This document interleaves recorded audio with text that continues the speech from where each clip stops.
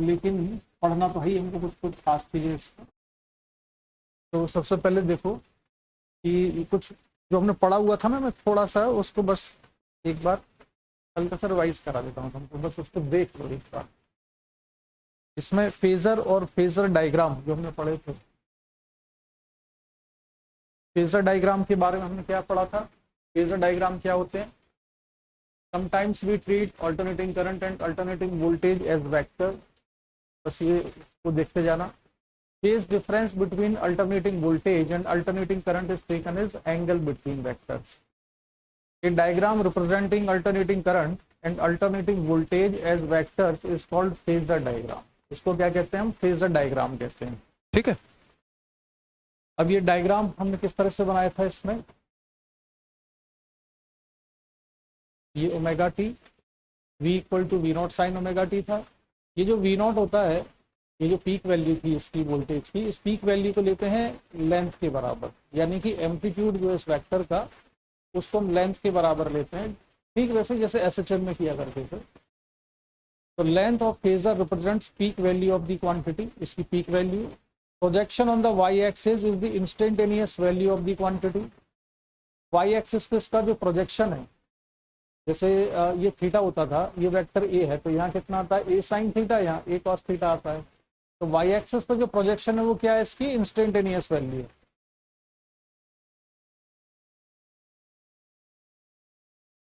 और यहाँ पे हमने किसको दिखाया है? करंट को। I equal to I not sine omega t plus five. ठीक है, ये आई नॉट क्या है? करंट की पीक वैल्यू, ये जो वेक्टर बता रहा है। और इसके बाद पावर हमने पढ़ लिया था। पावर को हम किस तरह से रिप्रेजेंट करते हैं? In DC circuit current and voltage are always in same phase. लेकिन एसी सर्किट में वोल्टेज और करंट के बीच में फेज डिफरेंस होता है, इसके बीच में फेज डिफरेंस हुआ करता है। पावर डिलीवर्ड और consumed by AC circuit depends on the phase difference between current and voltage. ये हम हालांकि डिराइव कर चुके हैं, लेकिन फिर भी मैं तुमको हल्का सा रिवाइज करा रहा हूँ, क्योंकि पावर के बारे में कुछ थोड़ी सी चीज मैं तुम्हें आज बताऊंगा। तो instantaneous voltage V equal to V not sine omega t है। इंस्टेंटेनियस करंट, करस्पॉन्डिंग करंट कितना है? I not sine omega t plus five है। ये किसी जनरल सर्किट के लिए हम सॉल्व कर रहे हैं। जनरल सर्किट में फेज डिफरेंस फाई है करंट और वोल्टेज के बीच में। इसकी वैल्यू जीरो भी हो सकती है, उसके अलावा पॉजिटिव नेगेटिव कुछ भी हो सकती है। तो ये हमने कैसे सॉल्व किया था? पावर का जो फॉर्मूला है वो होता है करंट इंटू वोल्टेज। तो वोल्टेज और करंट को लिखा हमने, इससे जो पावर निकलेगी वो कौन सी पावर आएगी? इंस्टेंटेनियस पावर आएगी। फिर क्या काम किया था? एवरेज पावर निकाली थी, इससे हमने ये इंटीग्रेशन किया। इंटीग्रेशन की वैल्यू आई 1/2 I naught V naught cos five. तो ये होती है एवरेज पावर। याद है, ये हम पढ़ चुके हैं इतना। ठीक है, एवरेज पावर। इसके बाद एक और चीज है, ये शायद हमने नहीं पढ़ी थी, वॉटलेस करंट क्या होता है? वॉटलेस करंट पढ़ा था हमने।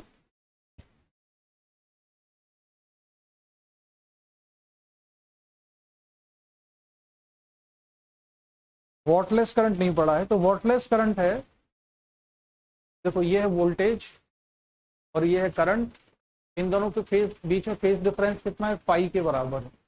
तो वोल्टेज के और करंट के बीच में फेज का डिफरेंस है पाई। अब हम क्या करते हैं कि करंट के दो कंपोनेंट करेंगे। करंट का एक वो कंपोनेंट होगा जो कि वोल्टेज के साथ है, और एक जो है वोल्टेज के परपेंडिकुलर है। ठीक है, तो वोल्टेज के साथ जो कंपोनेंट है वो कितना है? आई कॉस फाई होगा। जो इसके परपेंडिकुलर कंपोनेंट है वो कितना है? आई साइन फाई है। ठीक है, तो जो ये वाला कंपोनेंट होता है करंट का, आई साइन फाई, इस कंपोनेंट का वोल्टेज के साथ फेज डिफरेंस कितना है? फेज डिफरेंस कितना है? इस वोल्टेज और आई साइन फाई के बीच में फेज डिफरेंस कितना है? 90 है। इस वोल्टेज और आई साइन फाई के बीच में फेज डिफरेंस 90 है। आई कॉस फाई और वी के बीच में फेज डिफरेंस 0 है। और जो टोटल करंट और वोल्टेज है उसके बीच में फेज डिफरेंस पाई के बराबर है। तो जो ये वाला कंपोनेंट है आई साइन फाई, ये आई साइन फाई जो कंपोनेंट है करंट का, ये कहलाता है वॉटलेस करंट। यानी कि करंट का वो कंपोनेंट जो वोल्टेज के परपेंडिकुलर है, that component is called wattless current.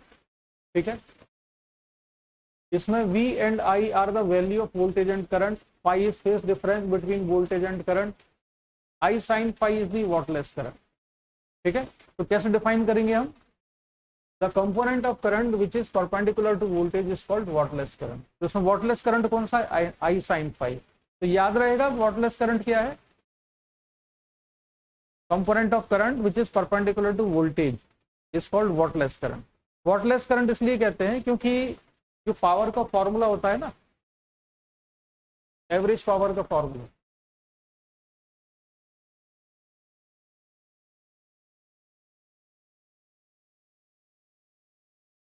Average power का फॉर्मूला हम पढ़ते हैं P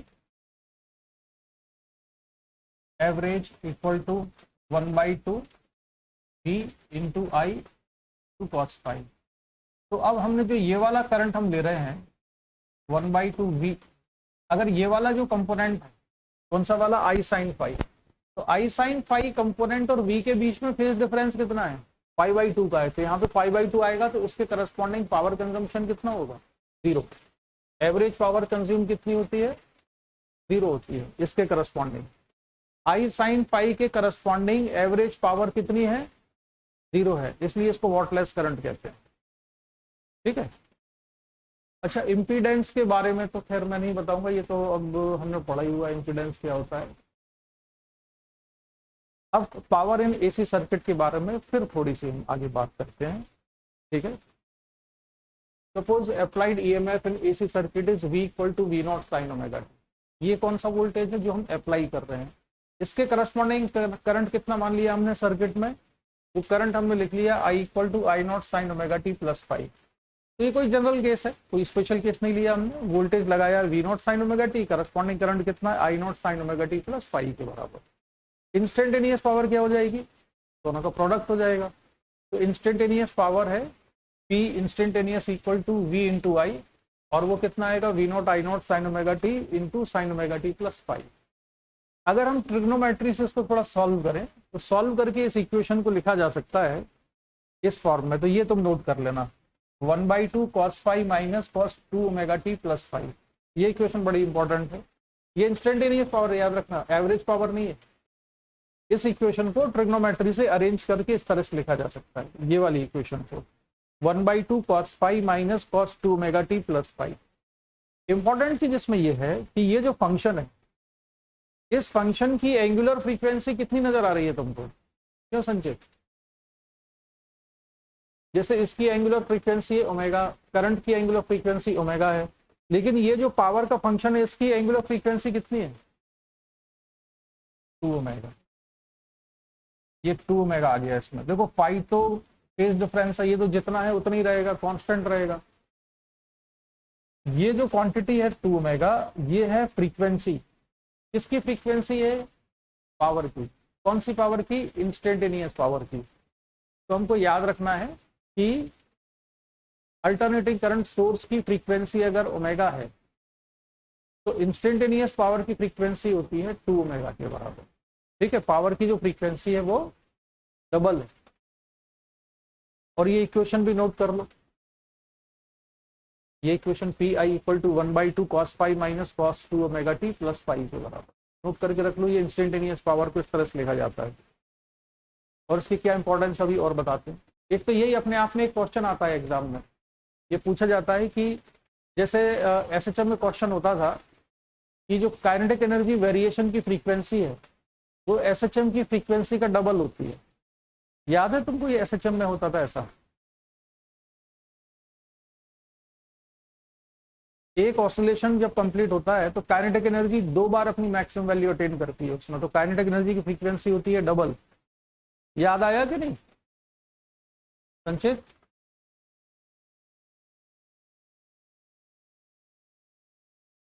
अच्छा, आवाज में क्लैरिटी ना हो तो मेरे को बता देना, आज थोड़ा दूसरा माइक्रोफोन है मेरे पास।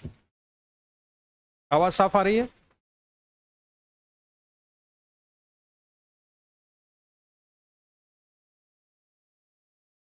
ठीक है, तो ये इक्वेशन लिख ली। अब देखो आगे फिर इस इक्वेशन से फिर हम कुछ सॉल्व करेंगे। इस इक्वेशन से अगर मुझे मैक्सिमम पावर निकालनी है तो मैक्सिमम पावर निकालने के लिए cos फाई की वैल्यू कितनी रखनी पड़ेगी? इस फंक्शन को हमें मैक्सिमम चाहिए, तो ये फंक्शन अगर मैक्सिमम चाहिए तो ये वाली जो टर्म है, इस टर्म की पूरी वैल्यू कितनी आनी चाहिए। अब देखो फेज डिफरेंस तो जितना है उतना ही रहेगा, मैक्सिमम पावर कितनी आएगी, ये वाली टर्म कितनी हो जाए -1। अगर ये पूरी टर्म -1 हो जाती है और बाहर माइनस है तो ये बन जाएगा cos फाई प्लस 1। ठीक है, तो इससे मैक्सिमम पावर कितनी आएगी 1/2 cos फाई प्लस 1। समझ आया। मिनिमम पावर कितनी होगी, मिनिमम पावर होगी अगर ये वाली टर्म कितनी हो जाए -1, तो ये आएगा पी मिनिमम, मिनिमम पावर आएगी 1/2 cos फाई माइनस 1। ये भी आप नोट करके रख लेना, मैक्सिमम पावर इतनी होती है, ये मिनिमम पावर है। ठीक है, बाई इक्वेशन 5 एंड 6 अगर हम इस इक्वेशन को डिवाइड कर दें और सॉल्व कर लें तो cos फाई या पावर फैक्टर की जो वैल्यू है वो मैक्सिमम और मिनिमम पावर की टर्म्स में एक्सप्रेस की जा सकती है। cos फाई इक्वल टू आएगा P maximum plus P minimum upon P maximum minus P minimum. इसको भी नोट कर लें। Power factor in terms of power P maximum plus P minimum upon P maximum minus P minimum होता है, और maximum power का formula 1/2 cos phi plus 1, minimum power होती है 1/2 cos फाई माइनस 1।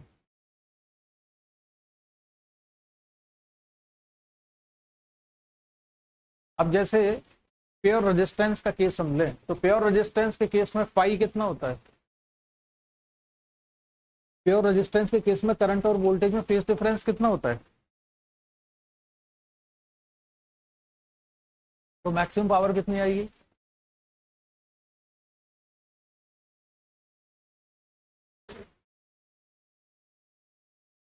1। ठीक है, और मिनिमम पावर कितनी हो जाएगी, यानी कि उसमें तो पावर कंज्यूम होती ही होती है। इसके बाद आगे चलते हैं। इंस्टेंटेनियस पावर, ये मैंने यहाँ नोट कर दिया। Instantaneous power in AC circuit is given by 1/2 cos phi minus cos 2 omega t plus phi v naught I naught. By above equation it is clear that the frequency of power variation is twice the frequency of applied voltage। तो ये fact याद रखना है अपने को, objective question ये पूछ लिया जाता है जेईई मेंस में। cos phi is called power factor of the circuit, ये तो हमको आता ही है। इसके बाद ये वाली जो टर्म है ये भी याद रखना, ये जो देखो notes, in AC circuit power dissipated in resistance is called active power of real power. जो रेजिस्टेंस होता है ओमिक रेजिस्टेंस, उसमें जो पावर डिसिपेट होती है उसको कहते हैं हम रियल पावर और एक्टिव पावर। नाम याद रखना, रियल पावर और एक्टिव पावर। दिख रहा है साफ साफ ये जो लिखा हुआ है,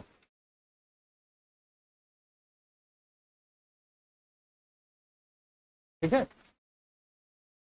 अरे हाँ बोलते जाओ यार, हाँ ना अलीशा, हाँ क्योंकि मुझे सुनाई पड़ता रहे कि तुम लोगों को समझ आ रहा है कि नहीं, और कुछ कंफ्यूजन हो तो पूछ लेना। The portion of the power that flows from source to circuit and back to source is called reactive power. तो जो अल्टरनेटिंग करंट सर्किट होता है उसमें पावर ना दो कैटेगरी में डिवाइड करते हैं। एक होती है एक्टिव पावर या रियल पावर, और एक पावर होती है रिएक्टिव पावर। रिएक्टिव पावर का मतलब ये नहीं है कि वो इंडक्टर में या कैपेसिटर में। रिएक्टिव पावर का मतलब ये है कि एक पावर जो सप्लाई करता है सोर्स, उस पावर का एक हिस्सा सर्किट से लौट के वापस सोर्स में भी आता है। पावर दो कैटेगरी में डिवाइडेड है। एक पावर वो होती है जो सर्किट में डिसिपेट हो जाएगी। सर्किट में अगर वो डिसिपेट होगी तो कहां पर डिसिपेट होगी, कहां पर खर्च हो जाएगी, वो ओमिक रेजिस्टेंस हीट की फॉर्म में डिसिपेट होगी। लेकिन कुछ पार्ट पावर का ऐसा भी होता है जो कि सोर्स सर्किट को सप्लाई करता है और कुछ पावर लौट के वापस सोर्स के पास आ जाती है।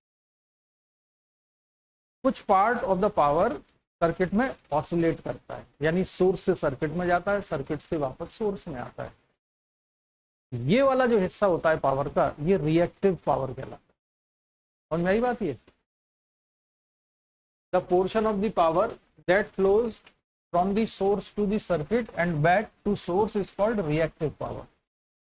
तो आरुषि क्लियर है, दो तरह की पावर है, एक रिएक्टिव पावर या रियल पावर है, और एक कौन सी है, रिएक्टिव पावर है। Since reactive power oscillates, therefore its average value is 0। जो रिएक्टिव पावर है उसकी एवरेज वैल्यू जीरो क्यों होगी? क्योंकि वो जाएगी भी और वापस भी आएगी, तो एवरेज कितना हुआ उसका? जीरो हो गया। सोर्स ने सर्किट को सप्लाई भी की और वो वापस भी आ गई, तो उसकी एवरेज वैल्यू कितनी हुई? जीरो। ठीक है। अब real power, active power and average power are the same thing. ये सेम चीज क्यों है?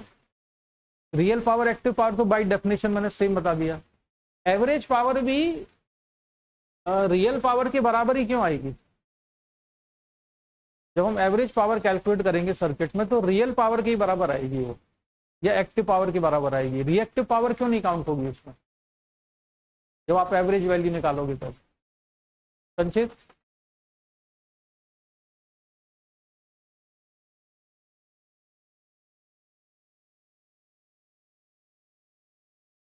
हाँ, वेरी गुड। रिएक्टिव पावर जो है सर्किट से सोर्स से सर्किट में गई, सर्किट से वापस सोर्स में भी आई, तो वो ऑसिलेट कर रही है, तो उसकी एवरेज वैल्यू कितनी है? जीरो है। जैसे कोई पार्टिकल अगर सिंपल हार्मोनिक मोशन कर रहा होता है तो उसका एवरेज डिस्प्लेसमेंट निकालेंगे तो कितना आएगा? जीरो आएगा। मीन पोजीशन से इधर गया फिर वापस आ गया, इधर गया फिर वापस आ गया। ठीक है। तो इसी तरह से जो ऑसिलेट करने वाला पोर्शन है रिएक्टिव पावर, उसकी एवरेज वैल्यू सर्किट में जीरो रहेगी, लेकिन जो रियल पावर या एक्टिव पावर है वो एक्चुअल में डिसिपेट होती है।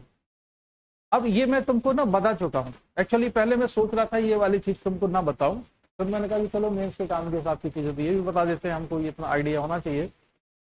जब किसी एसी सर्किट में तीनों कंपोनेंट्स है, मान लो कैपेसिटर भी है, इंडक्टर भी है, रेजिस्टेंस भी है, या रेजिस्टेंस के साथ कैपेसिटर या इंडक्टर कोई ये दो भी है, तब भी सोर्स जो पावर देगा रेजिस्टेंस में तो एक्चुअल में डिसिपेट हो जाएगी, लेकिन इंडक्टर में वो जो पावर होती है वो क्या होती है? स्टोर हो जाती है जब करंट की वैल्यू इंक्रीज हो रही है। और जब करंट की वैल्यू डिक्रीज हो रही होती है तो वो जो एनर्जी की फॉर्म में उसने स्टोर कर रखी है एनर्जी, वो सोर्स को वापस करता है, तो इसलिए वो डिसिपेट नहीं होती है, वो वापस मिल जाती है सोर्स को। लेकिन सारी की सारी वापस नहीं मिलेगी, क्योंकि कुछ पार्ट ऑलरेडी डिसिपेट हो चुका है रेजिस्टेंस में। ऐसे ही कैपेसिटर में भी एनर्जी की फॉर्म, जो एनर्जी होती है जो सोर्स सप्लाई करता है, उसका कुछ पार्ट कैपेसिटर की प्लेट्स के बीच में इलेक्ट्रोस्टैटिक पोटेंशियल एनर्जी की फॉर्म में स्टोर होता है। तो जब सर्किट में चार्ज इंक्रीज हो रहा है कैपेसिटर पर, तो एनर्जी इंक्रीज होती जाएगी, बढ़ती जाएगी, और जब करंट डिक्रीज होने लगेगा, चार्ज डिक्रीज होने लगेगा। ठीक है। अगर चार्ज डिक्रीज होने लगा है तो जो इलेक्ट्रोस्टैटिक पोटेंशियल एनर्जी है कैपेसिटर की प्लेट्स के बीच में, करंट नहीं चार्ज याद रखना, तो जब चार्ज डिक्रीज होगा तो हाफ Q²/C के अकॉर्डिंग वो एनर्जी डिक्रीज होती जाएगी और सोर्स को वापस मिलेगी। लेकिन जो रेजिस्टेंस में डिसिपेट हो गई है वो तो परमानेंटली चली गई, वो वापस सोर्स को नहीं मिलती। ठीक है। तो इसलिए ये दो तरह की पावर हम पढ़ते हैं इसमें। अब ये जो स्टेटमेंट लिखा हुआ है ये पढ़ो जरा, ये बड़े काम की चीज है। Although reactive power does no useful work. Circuit में जो रिएक्टिव पावर है इसमें कुछ यूजफुल वर्क तो किया ही नहीं, क्योंकि इसकी एवरेज वैल्यू कितनी है? जीरो है। ये सोर्स से कहाँ चली जाती है? इंडक्टर या कैपेसिटर में, वहां एनर्जी की फॉर्म में स्टोर होती है और फिर वहां से वापस सोर्स में आ जाती है। लेकिन ये इसको क्यों इग्नोर नहीं कर सकते कि सर्किट में करंट को फ्लो कराने के लिए अगर इंडक्टर लगा हुआ है तो हमें एक्स्ट्रा करंट सप्लाई करना पड़ता है। एक्स्ट्रा करंट क्यों सप्लाई करना पड़ता है? क्योंकि इंडक्टर करंट को अपोज करता है, अपने आप में ईएमएफ इंड्यूस कर लेता है, करंट को बढ़ने से रोकता है, तो हमें एक्स्ट्रा करंट पुश करना पड़ता है सर्किट में। इसको ऐसे याद रखना कि it can not be ignored, extra current is required to create reactive power. तो जो रिएक्टिव पावर है जो इंडक्टर या कैपेसिटर में स्टोर होती है, एनर्जी या पावर उनको डिलीवर होती है, उसके लिए हमें एक्स्ट्रा करंट सप्लाई करना पड़ता है। And this current must be supplied by the source. और ये एक्स्ट्रा करंट किसको देना पड़ता है? सोर्स को देना पड़ता है। This also means that conductors, circuit breakers, switches, transformers, जहाँ पे ये एसी सर्किट में इनको यूज करते हैं, and other equipments must be made physically larger to handle the extra current. अगर रिएक्टिव पावर नहीं होती तो हमें एक्स्ट्रा करंट नहीं देना पड़ता, सर्किट को करंट एक्स्ट्रा देना पड़ता है। और एक्स्ट्रा करंट को हैंडल करने के लिए ये जो सारे इक्विपमेंट हैं इसमें अरेंजमेंट करना पड़ता है, इनका साइज बढ़ाना पड़ता है। This increases the cost of the system, और जिससे कि जो इलेक्ट्रिकल सर्किट होते हैं उनकी कॉस्ट बढ़ जाती है। This is one of the reasons the reactive power is a major concern of power system engineers. तो ये इसको बनाते समय, डिजाइन करते समय बहुत ध्यान रखना पड़ता है। ठीक है, तो ये याद रखेंगे आप। अब इसके आगे बढ़ते हैं, इसको जरा पढ़ो। हालांकि मैंने तुमको ये चीज बता दी थी, लिखवाया नहीं था। In a purely resistive circuit, all the energy delivered by source is dissipated in the form of heat by the resistance. In the purely reactive circuit, all the energy delivered by the source is stored by the inductor or capacitor in its magnetic or electric field during a portion of voltage cycle, and then it is returned to the source during the other portion of the cycle, so that there is no net loss of energy in one complete cycle. किसमें energy का loss नहीं है? Inductor या capacitor के across. Resistance में energy का loss है, ये मैंने ऑलरेडी बता दिया है। When there is complex impedance in a circuit, part of energy is already stored and returned by the reactive part, and part of it is dissipated by the resistance. इसका मतलब समझे? Complex resistance, तो sorry complex impedance. Complex impedance का meaning बच्चों ये होता है कि जो इंपीडेंस होता है ना, उसको कॉम्प्लेक्स नंबर की तरह रिप्रेजेंट किया जा सकता है। जो रेजिस्टेंस पार्ट होता है, ओमिक रेजिस्टेंस वाला पार्ट, तो मान लो लिखा हमने x, और रिएक्टेंस वाला जो पार्ट है उसको लिखते हैं y। लेकिन उसको ऐड कैसे करते हैं? x प्लस जे वाई, और उसमें j क्या होता है? j होता है √-। जैसे कि आपने कॉम्प्लेक्स नंबर में आई लिखते हो ना √-1, यहाँ पर आई ना लिख के जे लिखते हैं कॉम्प्लेक्स नंबर को फिजिक्स में। क्यों? क्योंकि अल्टरनेटिंग करंट में ज़्यादा इंपॉर्टेंस, या फिजिक्स में ज़्यादा इंपॉर्टेंस करंट की है, और करंट के लिए जो सिंबल यूज हो रहा है वो आई यूज हो रहा है। तो आई के बाद जो नेक्स्ट सिंबल था जे, वो असाइन कर दिया √-1 को। तो अगर कॉम्प्लेक्स इंपीडेंस है कहीं पर, कॉम्प्लेक्स इंपीडेंस का मतलब ये होता है कि उसमें रियल रेजिस्टेंस पार्ट भी है और रिएक्टिव पार्ट भी है। ये कौन सा पार्ट है? Resistance part. और ये कौन सा पार्ट है? Reactance part. ठीक है, तो अगर ये दोनों पार्ट अवेलेबल है, यानी कि कॉम्प्लेक्स इंपीडेंस सर्किट में, तो यहाँ पे पावर डिसिपेट हो जाएगी और यहाँ पे एनर्जी स्टोर होगी और फिर सर्किट में वापस आ जाएगी। ये इसमें लिखा हुआ है। इसके बाद ये भी हम पढ़ चुके हैं, note that power wave has the frequency twice that of voltage and current. When angle theta is increased, the lesser power is dissipated। हाँ, ये याद रखना कि अगर फेज डिफरेंस बढ़ रहा है, when phase angle theta is increased, the lesser power is dissipated। यानी कि करंट और वोल्टेज के बीच में अगर फेज एंगल ज्यादा है तो कम पावर डिसिपेट होगी सर्किट में। इसको एक्सप्लेन कर सकते हो ऐसा क्यों होगा? ऐसा इसलिए होगा भाई, पावर का फॉर्मूला क्या है? एवरेज पावर का। एवरेज पावर कितना है? 1 I0 into V0 into cos phi. तो अगर फेज एंगल फाई बढ़ेगा तो फाई बढ़ने से cos फाई बढ़ता है कि घटता है? कम होता है। डिक्रीजिंग फंक्शन है ना cos थीटा। तो अगर हमने फाई की वैल्यू को इंक्रीज किया तो cos फाई डिक्रीज होगा और एवरेज पावर डिक्रीज होगी। ठीक है, तो ये फैक्ट भी याद रखना कि व्हेन फेज एंगल थीटा या phi is increase, lesser power is dissipated. When theta becomes pi/2, the positive and negative portion of the power cycle becomes equal and no power is dissipated. That is, all power delivered to the load is returned to the source। यानी कि average power कितनी हो जाती है? 0, अगर phi की value pi/2 है। तो इतना याद रखो। और अब इसके आगे, ये तो हम पढ़ चुके हैं, प्योर कैपेसिटर सर्किट भी पढ़ चुके हैं। ये हमको एलआर सर्किट पढ़ना बाकी है ना। अभी मैंने आरसी सर्किट पढ़ लिया था, आगे बढ़ते जाते हैं तो और इंडक्टर भी कर लिया है। एलआर सर्किट, तो एलआर सर्किट में एक लगाया हुआ है इंडक्टर और एक लगाया हुआ है रजिस्टर। और यहाँ पर है अल्टरनेटिंग करंट का सोर्स, इसको मान लेते हैं ये है V equal to V naught time, ये है इक्वेशन नंबर 1। अब इसके करस्पॉन्डिंग करंट वगैरह लिखना है हमको, इम्पीडेंस निकालना है। तो सबकी अप्रोच क्या होती है, स्टार्ट कहाँ से करते हैं हम, फेजर डायग्राम से। तो फेजर डायग्राम में जब हम बनाएंगे तो इस पूरे सर्किट में सेम क्या चीज होगी, करंट सेम होगा। करंट की डायरेक्शन बना दी मैंने, करंट की डायरेक्शन ही बनानी चाहिए।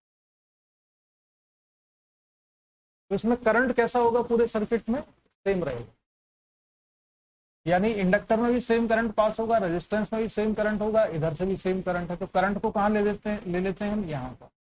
इसके करस्पॉन्डिंग ये वोल्टेज बनेगा VL इंडक्टर में, और इसमें बनेगा VR। तो VL के करस्पॉन्डिंग जो वोल्टेज है वो फेज में कैसा होता है, 90 डिग्री आगे चलता है, और रेजिस्टेंस में जो वोल्टेज होता है वो करंट के साथ चलता है।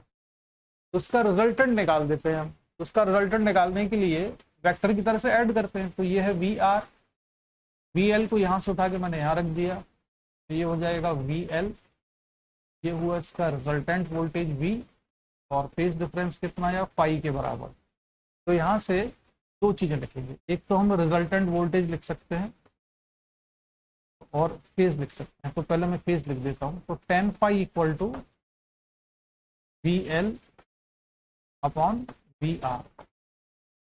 अब VL को कितना लिखा जा सकता है, VL को लिख सकते हैं हम IXL, और VR को लिख सकते हैं I इंटू R के बराबर। तो ये वैल्यू यहाँ सब्स्टिट्यूट कर दें। तो VL को लिखा हमने IXL अपॉन IR, तो I से I कैंसिल हो जाएगा, और tan फाई कितना आया, tan phi equal to XL by R, ठीक है, या ओमेगा L बाई R हो जाएगा ये। तो फेज में कौन आगे चल रहा है, इसमें वोल्टेज आगे चल रहा है। कितना आगे चल रहा है, tan inverse omega L by R के बराबर, इतना आगे है फेज में। कौन से सर्किट में, LR सर्किट में। अब इम्पीडेंस निकालने के लिए क्या करेंगे हम, रिजल्टेंट वोल्टेज निकालते हैं। Resultant voltage V equal to ये होगा under root VL square plus VR square. Current तो सेम है पूरे सर्किट में, तो VL को लिखा हमने IXL plus IR equal to V। तो यहाँ से V upon I equal to हो जाएगा अंडर रूट, स्क्वायर करना तो भूल गए, तो ये आया XL square plus R square, ठीक है। ये कौन सी वैल्यू है वोल्टेज की, ये याद रखना। ये जो वैल्यू हम लिखते हैं सारी, ये कौन सी वैल्यू होती है, ये इंस्टेंटेनियस वैल्यू है क्या, ये RMS वैल्यूज हैं, ये सारे RMS वैल्यूज में बनाते हैं। तो ये VRMS अपॉन IRMS, ये किसके बराबर होता है, इम्पीडेंस के। तो इस सर्किट का इम्पीडेंस है Z equal to under root XL square plus R square, ये इम्पीडेंस आ गया। अगर हमें इस सर्किट में करंट लिखना है as a function of time या इंस्टेंटेनियस करंट, तो I इक्वल टू हम लिखेंगे I naught sine omega t. देखो वोल्टेज का फेज तो ओमेगा टी था, अब करंट का फेज लिखना है तो कौन आगे है, करंट आगे या वोल्टेज, करंट आगे है, तो ये माइनस में है, -5। I नॉट कितना हो जाएगा, I नॉट लिखा जा सकता है V नॉट बाई Z के बराबर। तो V naught by Z into sine omega t -5, और फाइनली इसको हम लिख सकते हैं I equal to V naught upon Z क्या है, यही I नॉट है, I naught sine omega T minus tan inverse omega L by R।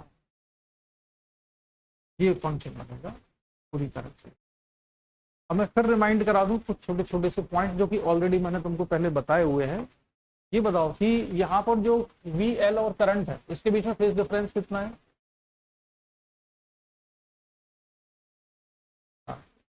VL और करंट में 90 डिग्री है, VR और करंट के बीच में 0 डिग्री है। तो ये जो फेज डिफरेंस हमने निकाला है tan inverse omega L by R, ये किसके बीच का फेज डिफरेंस है, ये फेज डिफरेंस है इस पूरे सर्किट के, ये दोनों पॉइंट्स हैं। मान लो ये पॉइंट P है, ये Q है, तो PQ के बीच में जो वोल्टेज है यानी VPQ और करंट के बीच का फेज डिफरेंस कितना है, tan inverse omega L by R के बराबर। समझ में आई बात ये है ना, याद मैंने पिछली क्लास में बताया था ये, इसको याद रखना। और अब जल्दी से एक क्वेश्चन हो जाए जरा इस पर, LR सर्किट पर। जैसे कि मैंने RC सर्किट पे दिया था वैसे ही क्वेश्चन यहाँ पर दे रहा हूँ तुमको। यह है इंडक्टर, यह रजिस्टर। संचित तुम शायद उस समय गायब हो गए थे,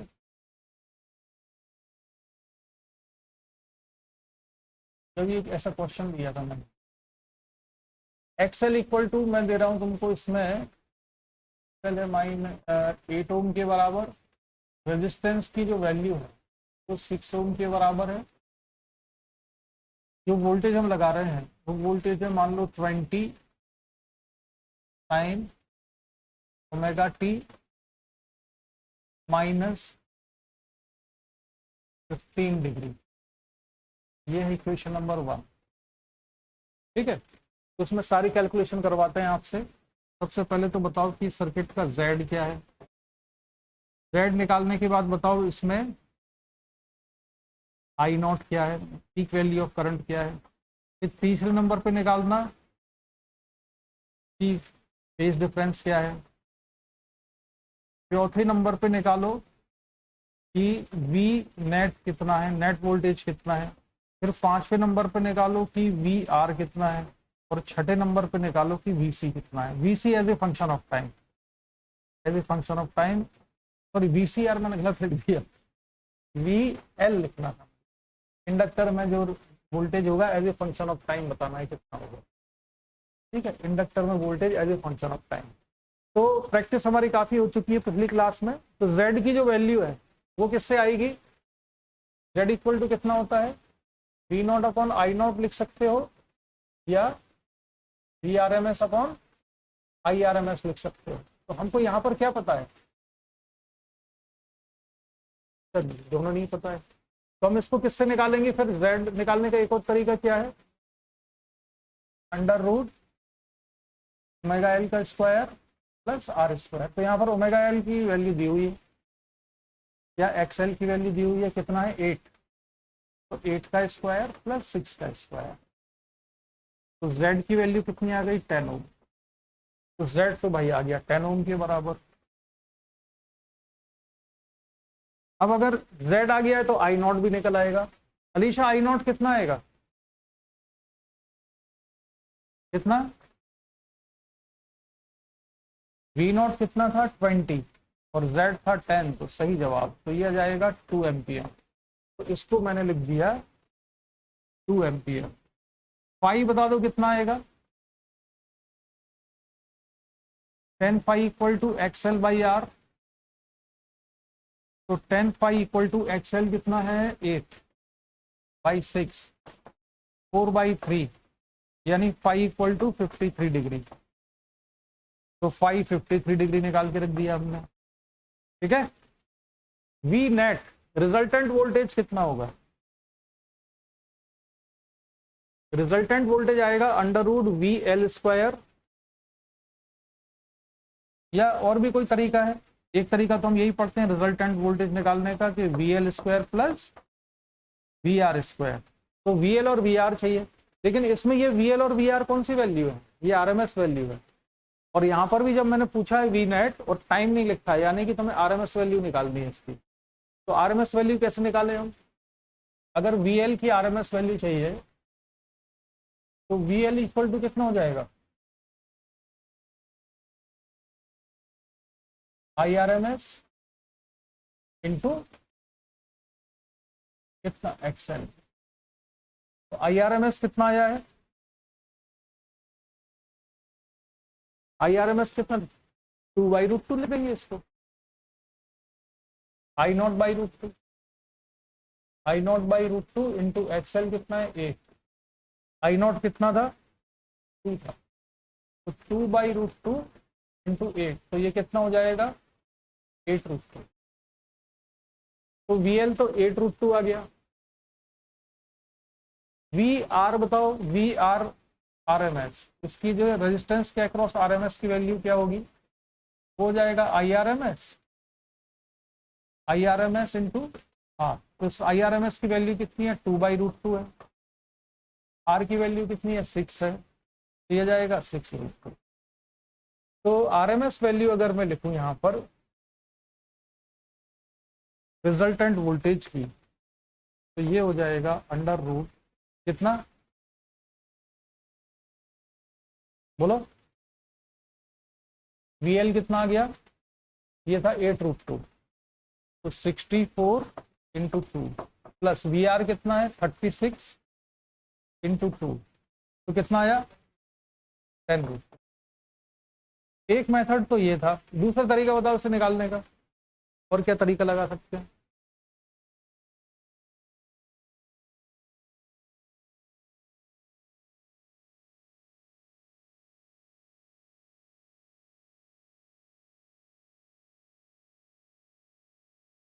दूसरा लिख सकते हो,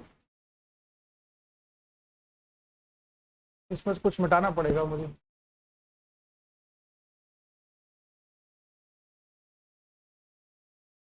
चलो इसको हटाता हूं मैं।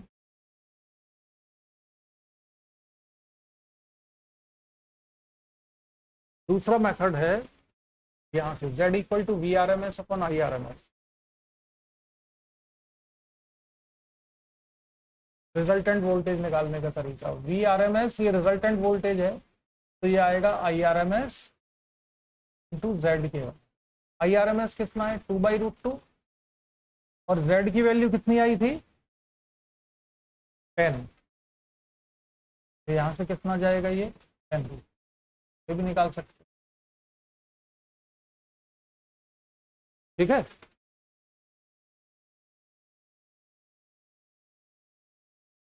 ये नेट वोल्टेज की आरएमएस वैल्यू निकाल दी हमने, यहां तक क्लियर है।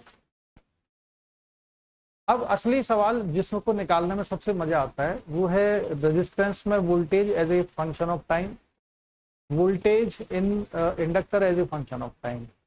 तो पिछली बार जो है आरुषि तो बड़े अच्छे से सीख गई थी ये निकालना। तो आरुषि तुम अभी आंसर मत बताना, बाकी दोनों लोग बताओ क्या आंसर होंगे इसके। पहले V R as a function of time बताओ क्या है।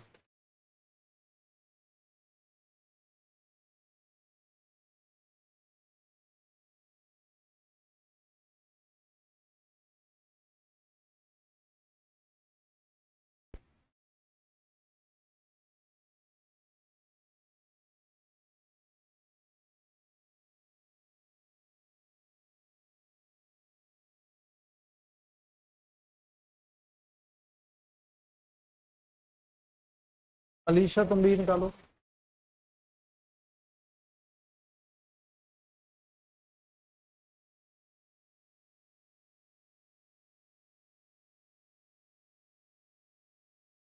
अलीशा,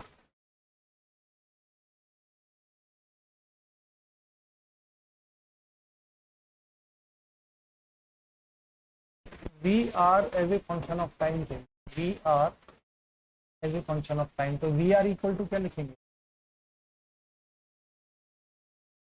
आई as a function of time into R के बराबर, ऐसे। और R into I not, current की वैल्यू है I not sine omega t. Current हमने निकाला कितना है सर्किट में, यार करंट तो भी निकाले नहीं है, current as a function of time निकालना है पहले तो सर्किट में current as a function of time निकालना है, तो I is equal to I not sine, ये वोल्टेज का जो फेज है ना वो तो हम एज इट इज लिखते हैं ओमेगा टी -15। और करंट जो है फेज में आगे है कि पीछे है, एलआर सर्किट में करंट फेज में आगे चलता है कि पीछे चलता है, पीछे। कितना पीछे, यहाँ पर 53, उसको -53 करना, तो -53। आई नॉट की वैल्यू तो आ चुकी है 2 एम्पियर, तो I is equal to 2 sine omega T minus कितना हो जाएगा ये 68। ये तो करंट आया as a function of time.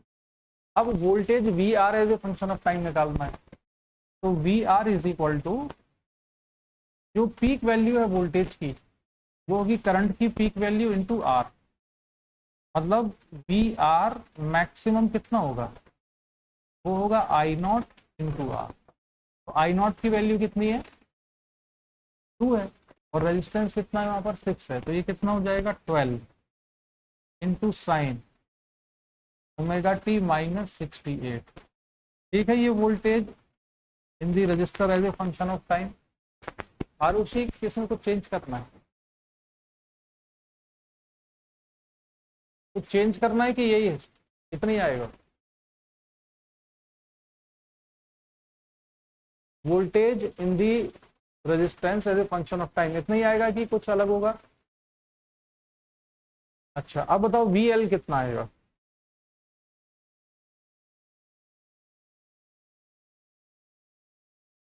We L में वी नॉट मैक्सिमम वोल्टेज कितना लिखेंगे हम, मैक्सिमम वोल्टेज लिखेंगे I naught into XL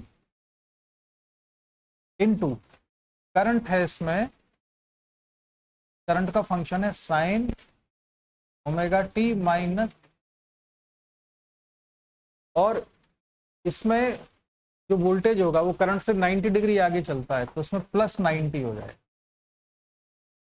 very good, और उस चीज तुमको याद है और संचित। तो आई नॉट कितना 2 और एक्सएल कितना है 8, तो 16 साइन ओमेगा टी माइनस कितना, सॉरी प्लस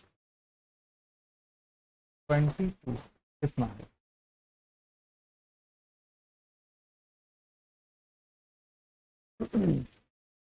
ठीक है, तो ये एक और क्वेश्चन हमने वैसे सॉल्व कर लिया। ये बड़ी इंटरेस्टिंग चीज है, ये नॉर्मल लोगों को आता नहीं है, टीचर्स नहीं निकाल पाएंगे, तो मुझसे निकलवाओगे ये, तो जो हमने वीएल निकाला है इसमें as a function of time, बहुत कम लोग इस तरह से कर पाते हैं तो आरसी सर्किट को सॉल्व अल्टरनेटिंग करंट। तो इसमें बताओ कोई डाउट तो नहीं अभी जो भी पड़ा। अब इसके आगे जो हमको पढ़ना है वो पढ़ना है एलसीआर सर्किट, इसमें तीनों चीजें लगी होंगी।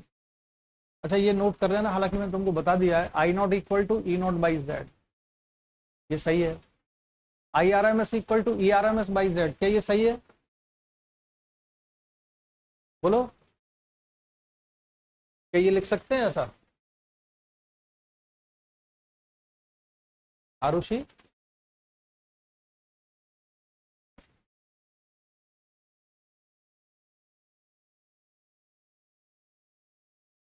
संचित तुम बताओ, ये आई आर एम एस को E R M S by Z लिख सकते हैं। यार ये तो मैं पिछले जब से एसी स्टार्ट हुआ उसी दिन से बता रहा हूँ, आई नॉट को ई नॉट बाई जेड लिख सकते हो, आई आर एम एस को E R M S by Z लिख सकते हो, ये भी सही है। लेकिन instantaneous current equal to instantaneous voltage upon time नहीं लिख सकते हैं, इंस्टेंटेनियस वोल्टेज अपॉन जेड लिख दिया, सॉरी अपॉन जेड करेंगे तो ये इंस्टेंटेनियस नहीं आ जाएगा। क्यों, क्योंकि इनके बीच का फेज डिफरेंस लिखना पड़ेगा तुम, अभी अभी तो किया हमने। जो इंस्टेंटेनियस करंट निकालना होता है तो हम क्या करते हैं, इंस्टेंटेनियस वोल्टेज लिखते हैं, लेकिन उसमें फिर फेज को ऐड या सब्ट्रैक्ट करते हैं ना, प्लस 90 किया करते हैं या प्लस 53 करते हैं, तब सही आंसर आता है।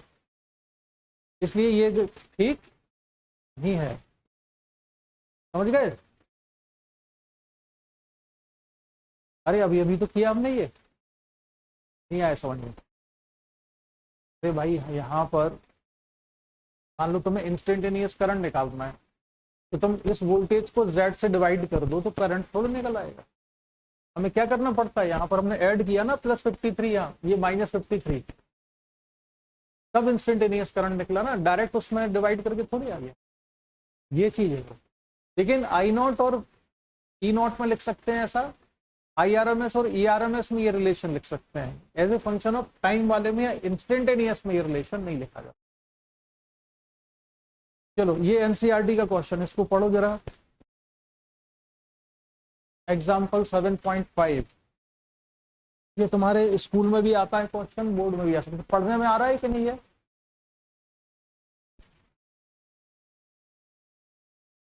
A light bulb and an open coil, ये एनसीईआरटी की कटेंगे। A light bulb and open coil inductor are connected to an AC source through a key as shown. तो पहले एक इंडक्टर लगा हुआ है इसमें और एक बल्ब लगा हुआ है. The switch is closed and after some time an iron rod is inserted into the interior of the inductor. Switch को क्लोज किया, स्विच को क्लोज करने के बाद ये बल्ब ऑन हो गया और इंडक्टर के अक्रॉस क्या होगा, एक इंड्यूस ईएमएफ रहेगा क्योंकि अल्टरनेटिंग करंट है, करंट लगातार बदल रहा है तो L D I by D T की वजह से एक इंड्यूस ईएमएफ होगा. फिर इस इंडक्टर के अंदर क्या किया है, क्या किया इसमें, आयरन रॉड को इसके अंदर डाल दिया. तो आयरन रॉड को जब इसके अंदर डाल देते हैं, इसको कहते हैं आयरन कोर डाल दिया हमने इसके अंदर, तो जब इंडक्टर में आयरन की रॉड डालेंगे तो उसका इंडक्टेंस बढ़ जाता है. इंडक्टेंस बढ़ने से क्या चीज बदल जाएगी, एक्सएल इक्वल टू क्या होता है, ओमेगा एल होता है ना. तो अगर इंडक्टेंस एल बढ़ गया रॉड डालने से तो एक्सएल बढ़ जाएगा. ठीक है.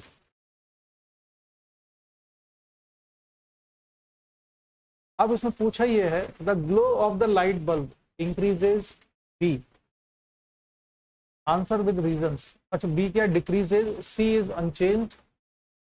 बताओ जरा, आयरन रॉड को अगर हम इसमें डालेंगे तो बल्ब का जो ग्लो है वो इंक्रीज होगा डिक्रीज, डिक्रीज क्यों हो जाएगा, रेजिस्टेंस कहां बढ़ गया.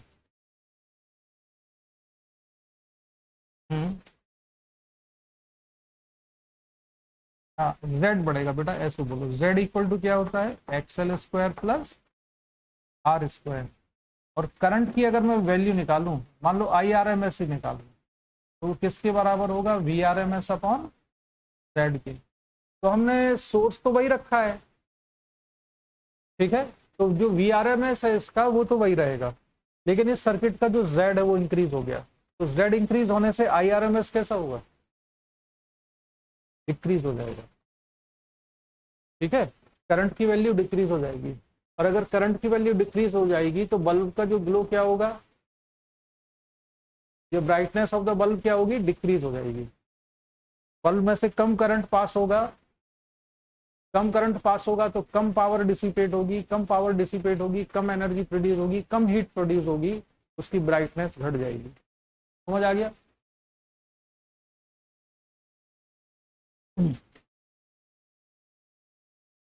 अच्छा इंडक्टर में क्या चेंज आया,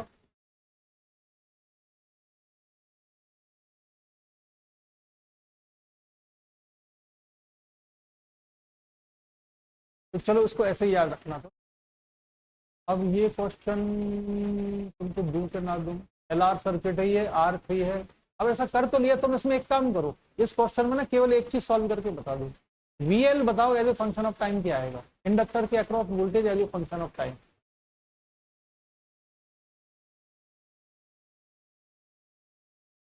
voltage across inductor as a function of time, केवल यही निकाल दो.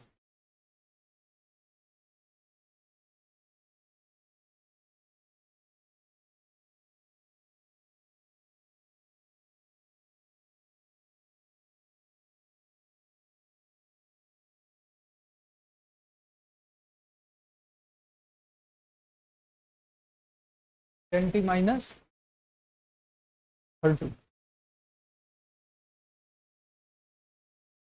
प्लस 150.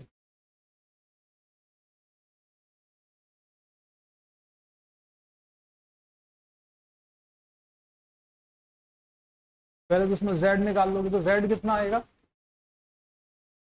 z 5 आ जाएगा. तो एक करंट की पीक वैल्यू निकल आएगी, आई नॉट कितना जाएगा 20/5 यानी कि 4 एम्पियर. ठीक है, इसके बाद फिर हम करंट निकाल लेते हैं as a function of time. तो I is equal to I naught 4 into time, ये वाला फंक्शन एज इट इज लिखते हैं 10t प्लस 60. और अब फेज डिफरेंस निकालना है तो phase difference 10 XL by R होगा. एक्सएल की वैल्यू है इसमें 4/3, तो यानी कि फाई जो है 53 डिग्री आ गया, तो फाई आ गया 53. अब इसमें कौन आगे चल रहा है, वोल्टेज, करंट पीछे है तो इसमें -53 करना पड़ेगा, तो -53 करंट पीछे है. तो ये हो गया 4 sin 10t प्लस 7। अब करंट आ गया है तो अब हम VL निकालेंगे। तो VL निकालने के लिए हमको लिखना होगा I0 इंटू XL। तो 4 इंटू 4 ये हो जाएगा 16 साइन, ये फंक्शन एज इट इज लिखेंगे हम अभी 10t प्लस 7। अब हम देखेंगे कि वोल्टेज लिखना है, तो इसमें जो वोल्टेज होगा वो 90 डिग्री आगे चल रहा होगा, तो प्लस 90।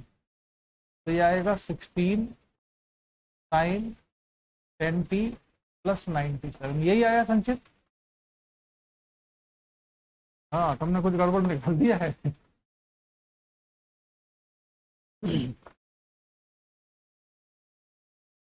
आरुषि,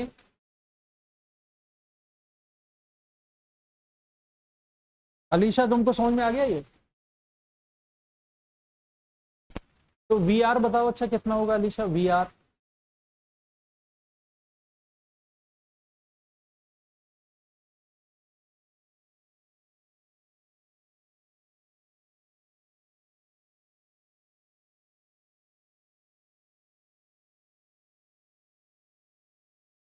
अलीशा VR कितना होगा?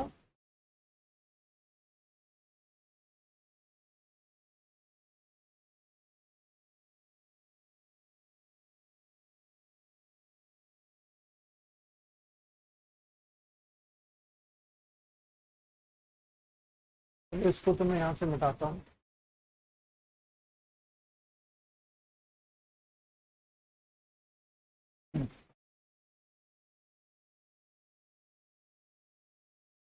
तो VR की वैल्यू आएगी 12 sign 10t plus 7,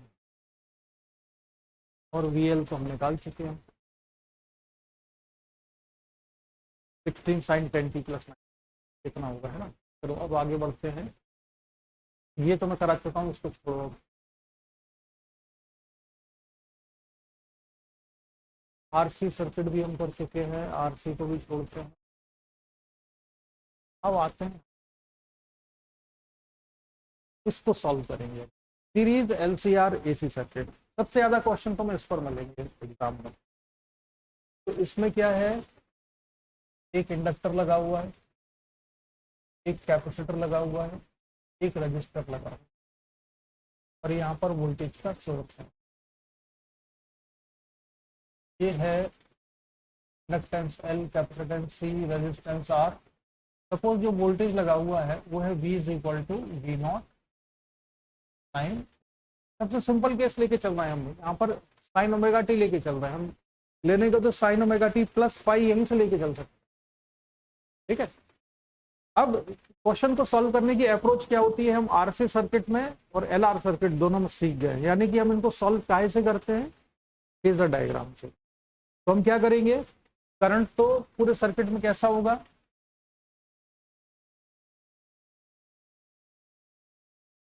current in all elements is same. Circuit के सारे एलिमेंट सीरीज कॉम्बिनेशन में, तो सभी में करंट कैसा होगा, सेम होगा। तो करंट को तो हम बना लेते हैं यहाँ पर, ये ले लिया मैंने करंट। अब वोल्टेज जो इसके अक्रॉस है, रेजिस्टेंस के अक्रॉस, वो VR तो यही बनेगा, तो ये तो है VR। इंडक्टर में वोल्टेज 90 डिग्री आगे चलता है तो उसको यहाँ बना दिया, और कैपेसिटर में वोल्टेज 90 डिग्री पीछे चलता है तो यहाँ बना। तो फाइनली ये जो वेक्टर है ना, ये इस तरह से बनेगा कि VR हमने यहाँ बनाया। अब इन दोनों में VL और VC में फेज डिफरेंस कितना है, बोलो जरा। VL और VC का फेज डिफरेंस कितना है, 180। VL और VR में कितना है, 90। VC और VR में कितना है, 90। ठीक है। अब हम रिजल्टेंट वोल्टेज निकाल रहे हैं, तो इन दोनों में से बड़ा कौन है, हमें किसी न किसी को बड़ा मानना पड़ेगा कि VL ज्यादा है या VC ज्यादा है। तो मान लेते हैं VL बड़ा है।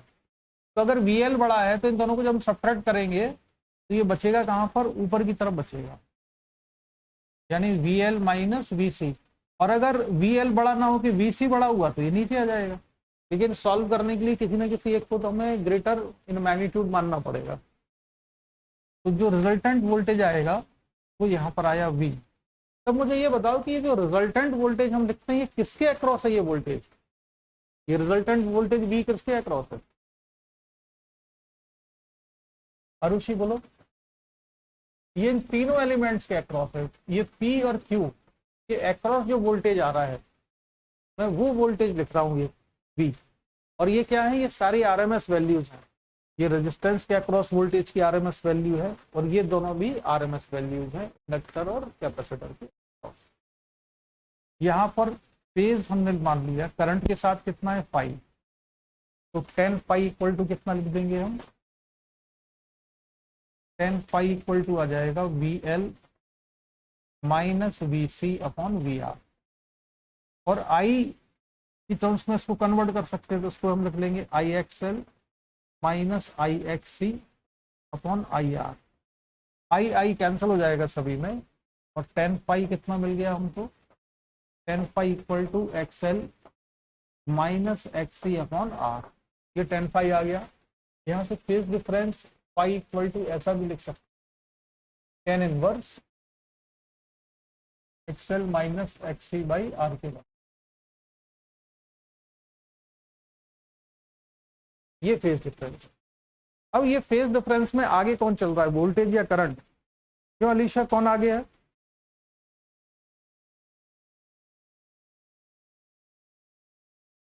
करंट और वोल्टेज में कौन आगे है?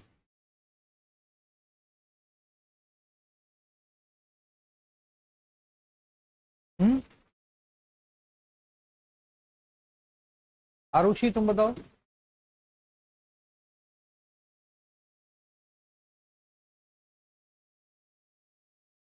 इसमें कोई भी आगे हो सकता है। अगर VL आगे है, VL की वैल्यू ज्यादा है, तो VL माइनस VC पॉजिटिव आएगा। ये पॉजिटिव आएगा यानी कि फाई की जो वैल्यू आएगी यहाँ पर ये पॉजिटिव आएगी। ये वाला जो वेक्टर है ये ऊपर आएगा। XL माइनस XC पॉजिटिव आएगा अगर L की वैल्यू ज्यादा है, इंडक्टेंस ज्यादा है, तो फाई कैसा आएगा, पॉजिटिव। और फाई अगर पॉजिटिव आता है इसका मतलब है आगे कौन चल रहा है, वोल्टेज, यानी इंडक्टर डोमिनेट कर रहा है। अगर इंडक्टर डोमिनेट करेगा, अगर यहां पर सर्किट में इंडक्टर डोमिनेट कर रहा है तो कौन आगे चलेगा, वोल्टेज।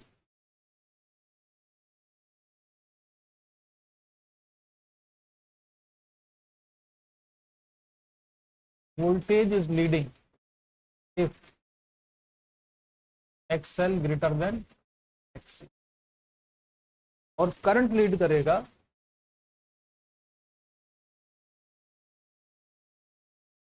सर्किट में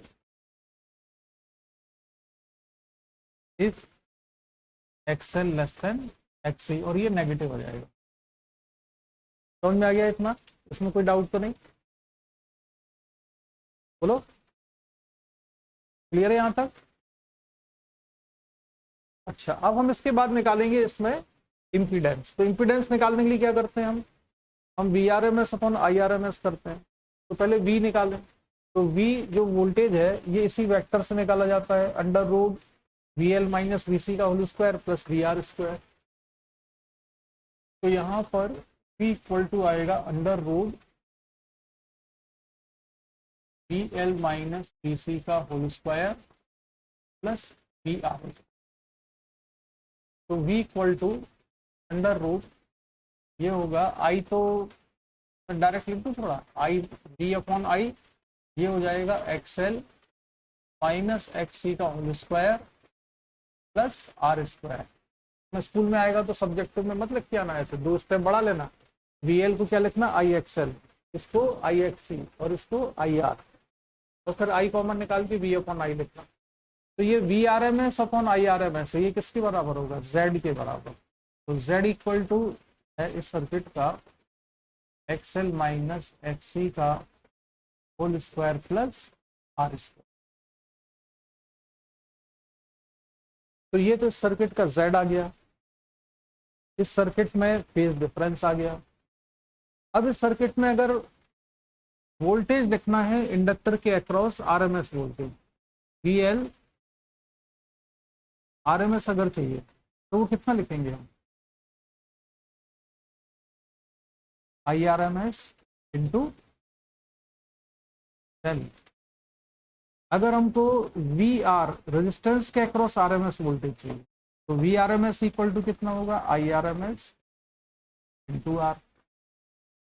ठीक है, अगर हमको रिजल्टेंट वोल्टेज चाहिए होता है पी आर एम एस, ये नेट वोल्टेज है, इसको लिखते हैं हम I R M S into Z के बराबर।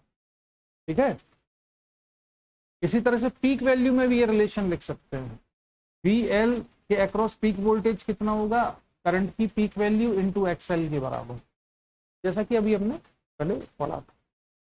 ठीक है, अब इसमें एक चीज देखो कि चलो नेक्स्ट पेज पे आना पड़ेगा। हमने ये लिखा सर्किट में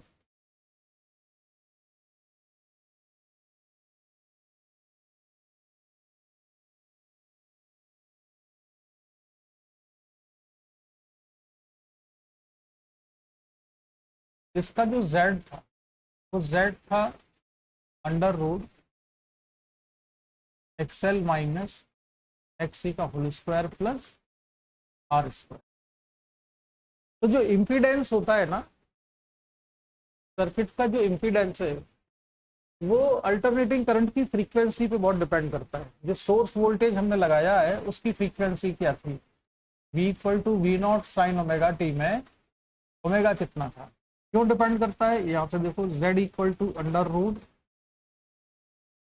एक्सएल को क्या लिख सकते हैं हम, ओमेगा एल माइनस एक्सी को लिख सकते हैं 1 ओमेगा सी का whole square plus R square. तो ओमेगा अगर वेरी करते हैं तो जेड वेरी करता है, Z changes with omega, omega को चेंज करते हैं तो जेड चेंज होगा। अब बड़ा ही इंटरेस्टिंग चीज मैं तुमको यहाँ बता रहा हूं, अगर मान लो ओमेगा 0 है, if omega is increased from 0 to infinity तो क्या होगा। ठीक है, तो व्हेन ओमेगा इक्वल टू 0,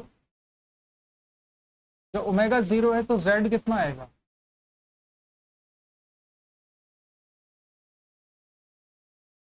संकेत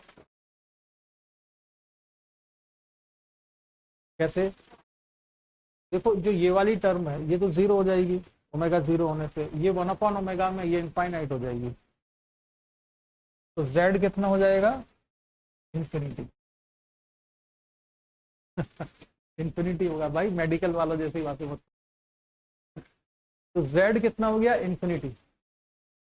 जब ओमेगा 0 है तो जेड इंफिनिटी हो जाएगा, जेड इंफिनिटी हो गया मतलब सर्किट से करंट पास नहीं हो रहा। कौन पास नहीं होने दे रहा है इसमें, दिक्कत किसको है, इंडक्टर को, कैपेसिटर को या रेजिस्टेंस को। जब ओमेगा 0 होगा तो करंट कौन नहीं पास होने देगा, कैपेसिटर, क्योंकि ओमेगा 0 होने का मतलब ये है कि ये डायरेक्ट करंट हो गया और कैपेसिटर डायरेक्ट करंट को पास नहीं होने देता है। वो हम आरसी सर्किट में पढ़ते तो वो इंस्टेंट के लिए करंट पास होता है, इसके बाद फिर करंट रुक जाता है। तो इसमें करंट पास नहीं होने देगा, कौन नहीं पास होने देगा, कैपेसिटर। तो कैपेसिटर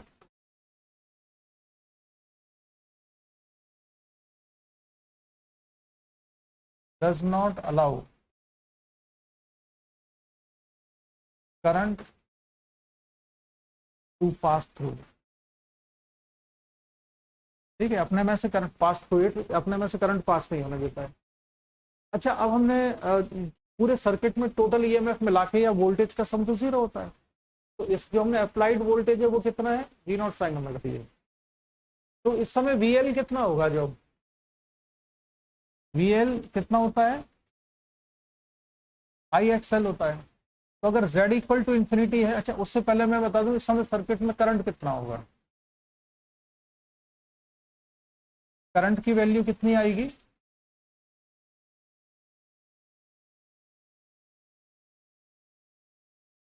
आई आर एम एस, हमने क्या रिलेशन पढ़ा है, V R M S by Z, और जेड कितना हो गया, इंफिनिटी। तो इस समय सर्किट में करंट कितना है, 0 है। सर्किट में करंट अगर 0 है तो वी एल इक्वल टू कितना हो जाएगा, IRMS इंटू एक्सएल। एक्सएल कितना है, ओमेगा एल, ओमेगा 0 है, तो 0 इंटू एल कर देंगे, ओमेगा की वैल्यू, एक्सएल की वैल्यू रखी, तो VL कितना आ गया 0, यानी कि इंडक्टर के अक्रॉस वोल्टेज कितना है 0 है।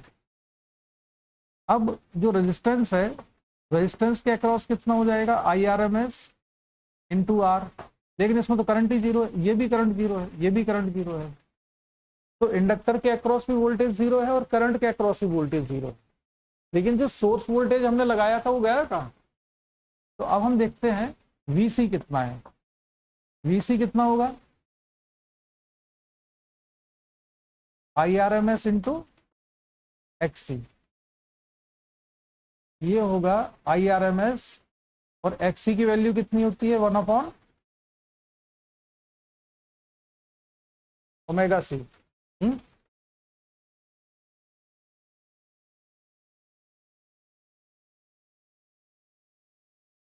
सही बात, 1/ω C, XC की वैल्यू है 1/ω C। अब हमने ओमेगा कितना रखा है, अरे कट कहां से जाएगा, IRMS कितना है 0 इंटू 1/ω, तो हमने 0 लिया है ना, 0 इंटू C, तो ये 0/0 आ गया है, ये नॉट डिफाइंड है,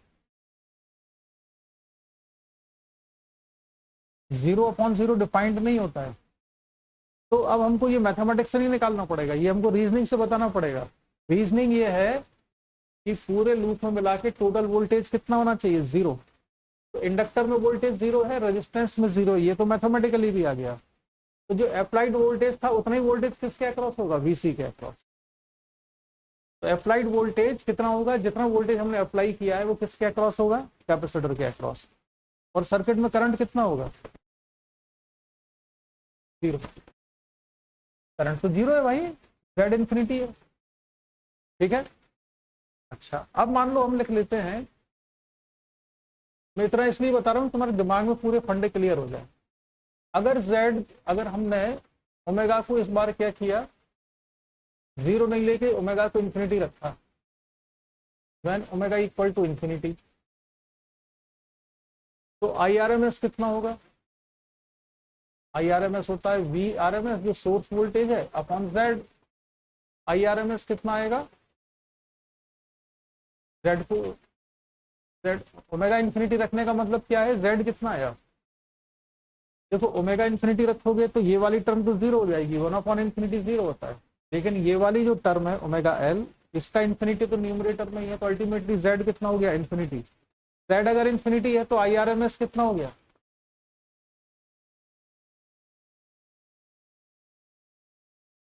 करंट 0। तो अगर ओमेगा इक्वल टू 0 है तो भी करंट 0 है, और अगर ओमेगा इक्वल टू इन्फिनिटी है तो भी सर्किट में करंट 0 है। अगर ओमेगा इन्फिनिटी है तो कौन दिक्कत दे रहा है अब, इंडक्टर, क्योंकि इंडक्टर का जो रिएक्टेंस है XL इक्वल टू वो कितना है ओमेगा L, और ओमेगा को हमने इन्फिनिटी रख दिया, तो XL कितना हो गया, इन्फिनिटी। तो इस केस में अब जैसे हमने यहाँ पर रीजनिंग दी थी ना, वो मैं सारी अब लिख नहीं रहा हूँ, डायरेक्ट बता दे रहा हूँ। अब क्या होगा, करंट तो है नहीं सर्किट में, तो इसके अक्रॉस वोल्टेज कितना है 0 है, रेजिस्टेंस के अक्रॉस, इसके अक्रॉस भी 0 है, इसके अक्रॉस कितना है, अप्लाइड वोल्टेज के बराबर। इंडक्टर के अक्रॉस वोल्टेज कितना है, voltage across inductor equal to applied voltage.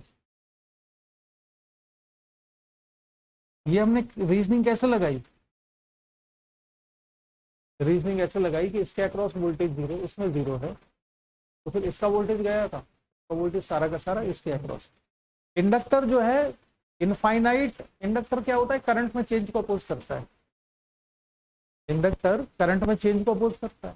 अगर आपने ओमेगा को इन्फिनिटी कर दिया, तो जो LdI/dt है उसमें DI/dt इन्फिनिटी कर दिया आपने, करंट इतनी तेजी से चेंज हो रहा है कि इंड्यूस्ड EMF कितना हो जाएगा, इनफाइनाइट। तो इंड्यूस्ड EMF इनफाइनाइट हो गया तरह से, इनफाइनाइट नहीं सॉरी, DI/dt कैसा हो गया, बहुत ज्यादा हो गया, ऐसे याद रखना, इन्फिनिटी मत बोलो उसको, कि जितना वोल्टेज ये है उतना ही इक्वल और अपोजिट इसमें आ गया, तो दोनों की वोल्टेज यही मिलके कैंसिल हो गए, तो इसमें तो वोल्टेज है ही नहीं, ये दोनों कैंसिल हो गए, सर्किट में करंट जीरो हो गया। तो अब ओमेगा को अगर हम इंक्रीज करेंगे, तब ध्यान रखना जब ओमेगा जीरो से इंफिनिटी बढ़ाते हैं तो ओमेगा जीरो पर भी करंट जीरो है और ओमेगा इंफिनिटी पर भी करंट जीरो है। लेकिन जब ओमेगा को हम जीरो से धीरे धीरे बढ़ाना शुरू करते हैं तो सर्किट में करंट इंक्रीज होने लगता है। पहले ओमेगा जीरो होने पे करंट कितना है, जीरो है, फिर ओमेगा को हमने बढ़ाया थोड़ा थोड़ा, जीरो से इंक्रीज किया, तो ओमेगा को इंक्रीज किया तो सर्किट में करंट इंक्रीज होने लगता है। इंक्रीज होते होते करंट ओमेगा की एक पर्टिकुलर वैल्यू आने पर मैक्सिमम हो जाता है, ठीक है। और जब करंट की वैल्यू मैक्सिमम है, हम उसके बाद भी ओमेगा को बढ़ाना कंटिन्यू रखें तो अब करंट डिक्रीज होने लगता है, फिर भी हम ओमेगा को बढ़ाते जाएं तो करंट और कम होता जाएगा, फिर फाइनली ओमेगा जैसे जैसे इन्फिनिटी की तरफ जाएगा तो करंट फिर जीरो हो जाएगा। तो करंट जीरो से मैक्सिमम अटेंड करेगा और मैक्सिमम से फिर जीरो हो जाएगा। तो शुरू में करंट को कौन नहीं फ्लो होने देता है, कैपेसिटर। इसके बाद जैसे जैसे ओमेगा बढ़ता है तो कैपेसिटर ने अपना रेजिस्टेंस कैसा किया, एक्सी कैसा किया, कम किया। यहाँ देखो ना, ओमेगा डिनोमिनेटर में, ओमेगा बढ़ेगा तो 1 ओमेगा सी डिक्रीज होगा, तो ये कम होने लगता है, तो सर्किट में करंट बढ़ा, बढ़ते बढ़ते करंट मैक्सिमम वैल्यू पर पहुंचा। इसके बाद जब ओमेगा को फर्दर बढ़ाते हैं तो अब दिक्कत होने लगती है इंडक्टर को, तो अब इंडक्टर डोमिनेट कर जाता है, और जब इंडक्टर डोमिनेट करेगा तो ओमेगा बढ़ाने पे करंट डिक्रीज होने लगेगा। तो करंट, तुमको पूरी ये कहानी बताने का मतलब ये था कि ओमेगा बढ़ाने पर करंट जीरो से मैक्सिमम जाता है और मैक्सिमम से फिर जीरो हो जाता है। ओमेगा जीरो होने पर करंट जीरो, ओमेगा इंफिनिटी होने पर करंट जीरो। ये सारा समझ गई कि नहीं, क्यों भाई, कोई डाउट हो तो पूछो।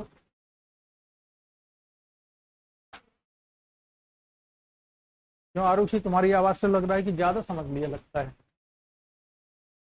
इतना नहीं समझना चाहिए था। अब देखते हैं हम, एक पर्टिकुलर वैल्यू ऐसी आती है at a particular value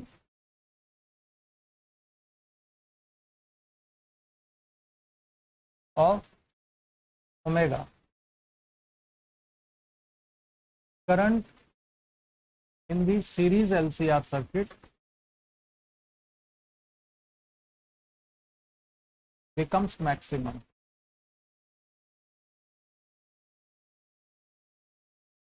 Becomes maximum. This frequency, yeah, this value of omega is called resonance frequency. इसको रेजोनेंस फ्रीक्वेंसी कहते हैं, करंट जिस वैल्यू पर मैक्सिमम हो जाता है। अच्छा, करंट मैक्सिमम करने के लिए Z कैसा होना चाहिए, when I is maximum, Z is minimum। Z है कितना, Z है under root XL minus XC का whole square plus R square. तो Z को मिनिमम करने के लिए हम R के साथ तो छेड़छाड़ नहीं कर सकते, फ्रीक्वेंसी चेंज करने पे किस में चेंज आएगा, XL में और XC में। तो Z की वैल्यू मिनिमम कब होगी, Z is minimum when XL equal to XC। XL को लिखा हमने ओमेगा L 1/ओमेगा C, omega square equal to 1/LC, omega equal to 1/√LC, और लीनियर फ्रीक्वेंसी होती है F इक्वल टू 1/2π√LC। इसको किस में मेजर करते हैं, ओमेगा को रेडियन पर सेकंड, और ये F क्या है, केवल पर सेकंड या हर्ट्ज जो मेजर करते हैं इसको। तो ये कौन सी फ्रीक्वेंसी है, ये वो फ्रीक्वेंसी है जिसपे करंट कैसा हो जाता है, मैक्सिमम। इंपीडेंस कैसा हो जाता है, मिनिमम। इंपीडेंस की वैल्यू कितनी हो जाती है, Z मिनिमम कितना आएगा, ये वाली टर्म तो कितनी हो गई है, 0 हो गई है, प्लस आर स्क्वायर, तो जेड मिनिमम कितना है, आर। ये कंडीशन कहलाती है रेजोनेंस की कंडीशन, जिसमें करंट मैक्सिमम होता है, इंपीडेंस मिनिमम होता है और ओमिक रेजिस्टेंस के बराबर होता है। ठीक है, और देखो इसमें क्या क्या चीजें होती हैं, ये इंडक्टर है, ये कैपेसिटर है, ये रजिस्टर है, और मैं लिख रहा हूं इन कंडीशन ऑफ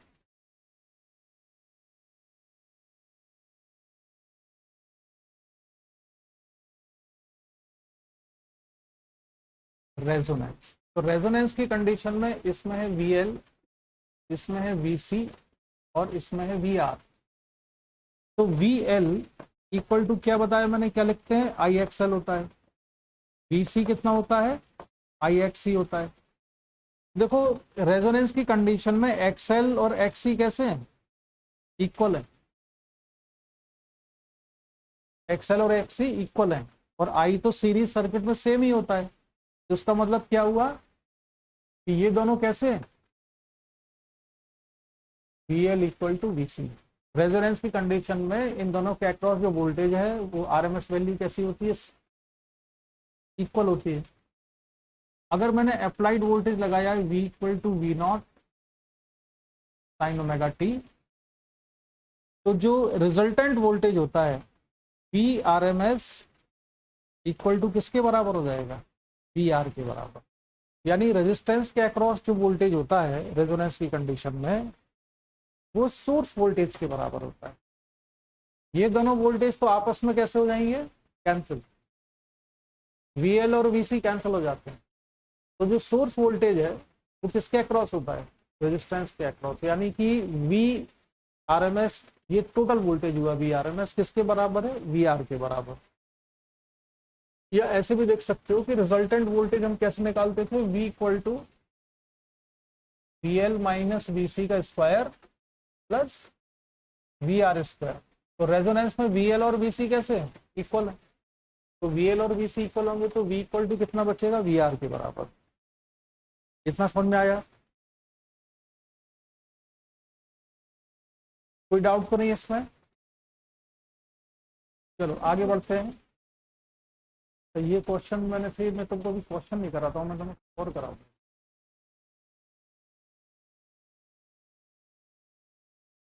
हाँ। चलो अब हम ये करा देता हूँ, जिससे कि तुम्हारा जो मेन जो काम है ना, बेसिक सबसे बड़ी चीज होगा, वो काम खत्म हो जाएगा। इसके बाद हम डिफाइन करेंगे बैंडविड्थ। बैंडविड्थ पढ़ा था तुमने स्कूल में आरुषि, नहीं पढ़ा होगा, ऐसा हो नहीं सकता। अच्छा, क्वालिटी फैक्टर पढ़ा था,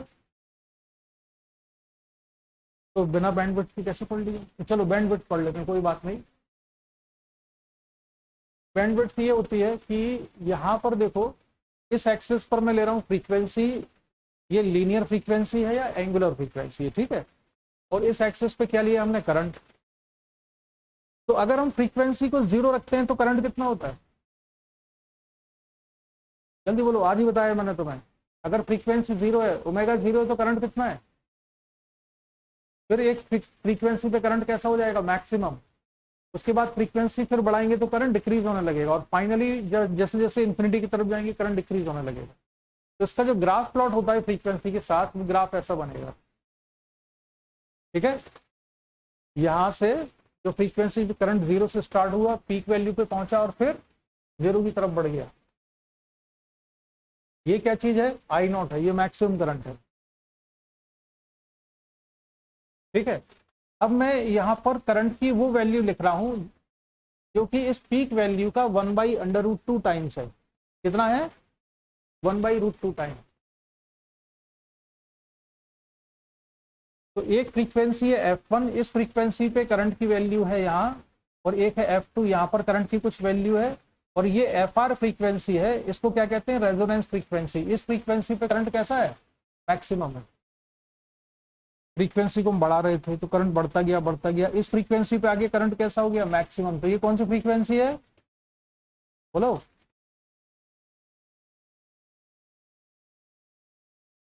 कौन सी फ्रीक्वेंसी है, क्या नाम है इसका, रेजोनेंस फ्रीक्वेंसी। आरुषि, तुम्हारी आवाज तो नहीं आ रही है इसमें? ये कौन सी फ्रीक्वेंसी है? हाँ, फिर रेजोनेंस फ्रीक्वेंसी से आगे बढ़ेंगे तो करंट क्या होने लगा है? अब यहाँ पर करंट कितनी वैल्यू पे आया? अपनी पीक वैल्यू का 1/√2 टाइम्स। तो ये वो लाइन है जहां पर करंट अपनी पीक वैल्यू का कितना हो गया? √2 टाइम्स। या पावर कंजम्पशन कितना है? मैक्सिमम पावर का आधा। तो फ्रीक्वेंसी जो F1 है, यहां पर करंट कितना हो गया है? I0/√2। और F2 पर भी कितना हो गया है? I0/√2। इन दोनों फ्रीक्वेंसी का जो डिफरेंस है F2 माइनस F1, ये बैंडविड्थ कहलाता है। ऐसी दो फ्रीक्वेंसी होती हैं जिन फ्रीक्वेंसी पे करंट अपनी पीक वैल्यू का 1/√2 टाइम्स हो जाता है। उन दोनों फ्रीक्वेंसी का डिफरेंस क्या कहलाता है? बैंडविड्थ। समझ में आया बैंडविड्थ क्या चीज है?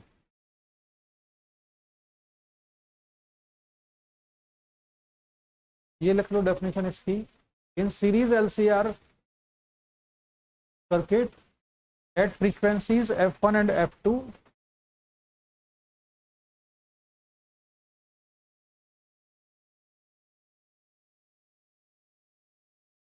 लिख लो इसको।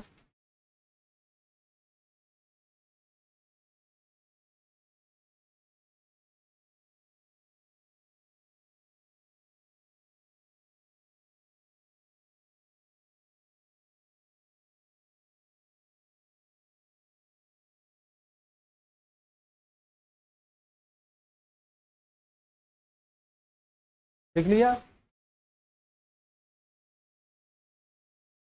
और मतलब भी समझ में आ गया? इन दोनों फ्रीक्वेंसी का जो डिफरेंस है, जिन फ्रीक्वेंसी पे करंट अपनी मैक्सिमम वैल्यू का 1/√2 टाइम्स हो जाता है, उसको हम बैंडविड्थ कहते हैं। डेल्टा F से इसको रिप्रेजेंट करते हैं। After calculation linear bandwidth, delta F की जो वैल्यू है ये आती है R/2πL। या एंगुलर बैंडविड्थ याद रखने के लिए तुम ये याद रख लो, एंगुलर बैंडविड्थ डेल्टा ओमेगा किसके बराबर होती है? R/L के बराबर।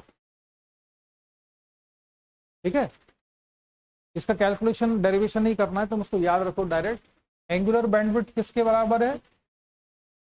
बोलो। R/L के बराबर। ठीक है, एंगुलर बैंडविड्थ है R/L। इसके बाद हम डिफाइन करेंगे क्वालिटी फैक्टर। अलीशा, हाँ सो तो नहीं गई हो?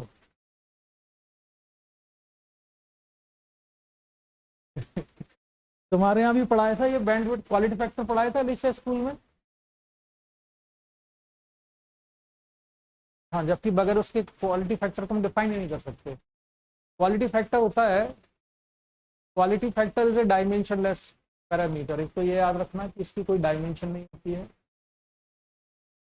Series LCR circuit is also called resonator और ऑसिलेटर सर्किट। ये जो सीरीज LCR सर्किट है ना, इनको रेजोनेटर या ऑसिलेटर सर्किट भी कहते हैं। एक्चुअली कोई भी जो अल्टरनेटिंग करंट सर्किट है उसको रेजोनेटर या ऑसिलेटर सर्किट कह सकते हैं। क्यों कह सकते हैं? क्योंकि इसमें एनर्जी इधर से इधर, इधर से इधर घूमती रहती है। डायरेक्ट करंट में तो करंट एक ही डायरेक्शन में जाता रहता है। इसमें तो क्या होता है, सोर्स से एनर्जी सर्किट में, सर्किट से फिर वापस, फिर इधर, तो ऑसिलेशन कंटिन्यू चलते रहते हैं। तो इसलिए इनको ऑसिलेटर सर्किट या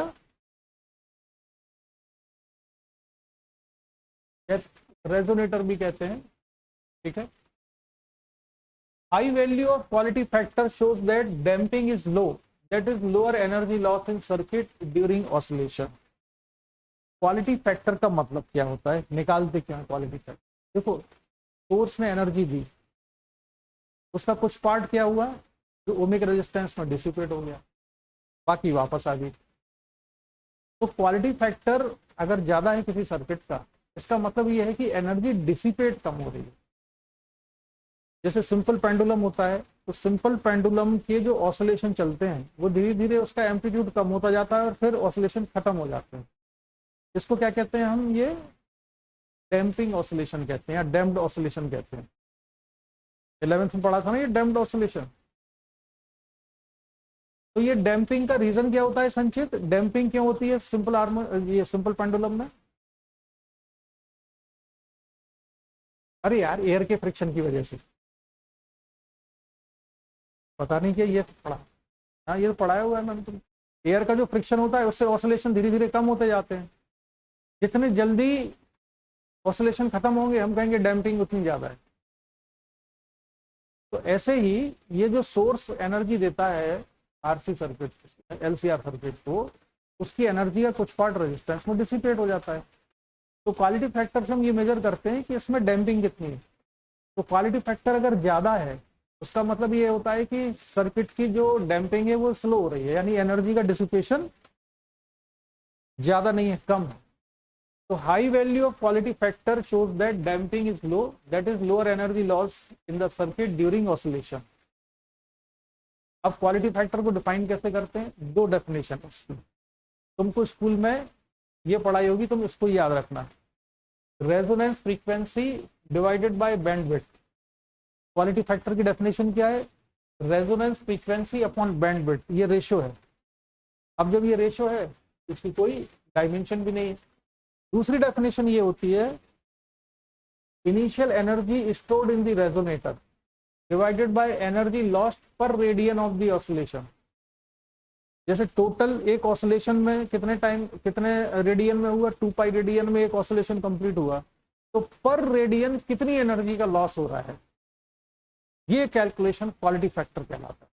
तो ये डेफिनेशन जो है स्कूल के लिए तो मुझे नहीं लगता कि वो बताई भी होगी, ये बताई होगी रेजोनेंस फ्रीक्वेंसी अपॉन बैंडविड्थ। तुमको ये याद रखना, ठीक है?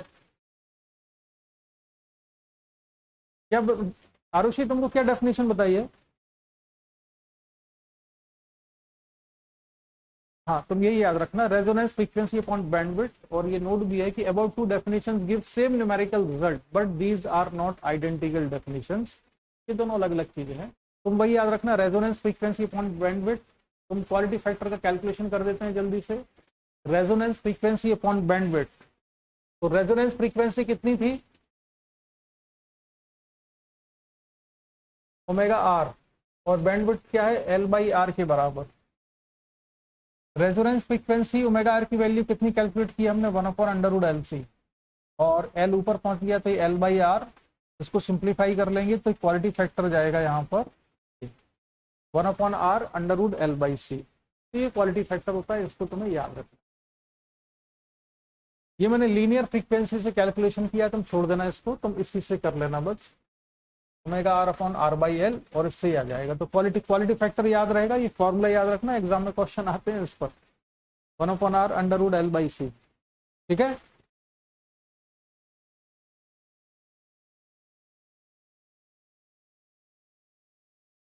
इसके बाद संचित तुम ये डेफिनेशन भी याद कर लो, ये नोट कर लो जरा, यही के लिए ये भी ठीक ठाक है।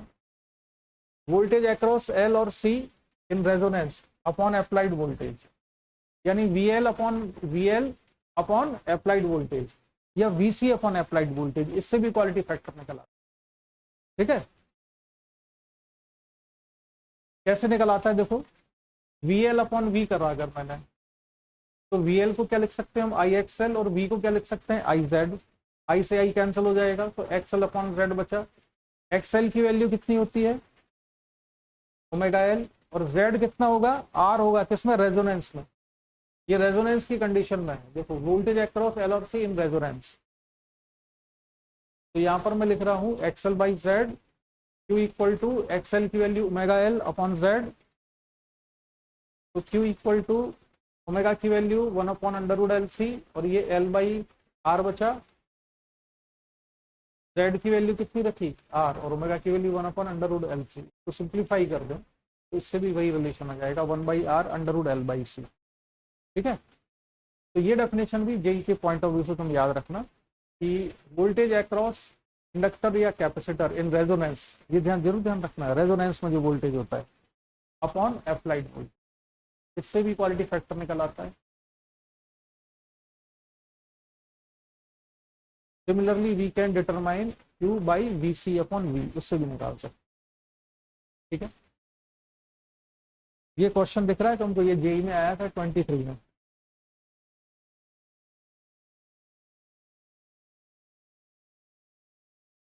ये